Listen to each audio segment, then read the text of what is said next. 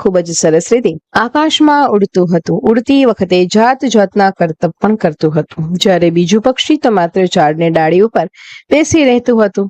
તાલીમ આપનારાએ રાજા પાસે આવીને બધી વાત કરી.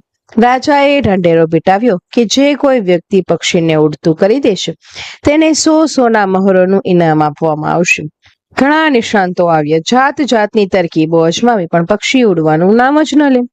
બધાએ કંટાળીને પ્રયાસો છોડી દીધા. એક દિવસ સાવ સામાન્ય જેવો દેખાતો ખેડૂત રાજાને મળવા આવ્યો અને પક્ષીને ઉડતું કરવાની જવાબદારી સંભળાવવાની વાત કરી. ત્યારે રાજાએ કહ્યું, ભાઈ, આ ક્ષેત્રના મોટા મોટા નિષ્ણાંતો પણ આ કામ કરી ચૂક્યા છે અને આ કામમાં તે સફળ થયા નથી. મને લાગે છે કે તું તારો અને મારો બંનેનો સમય બગાડે છે. ખેડૂતે કહ્યું, મહારાજ, હું આ બાજ પક્ષીને ઉડતું કરી શકું છું. મને એક તક આપો.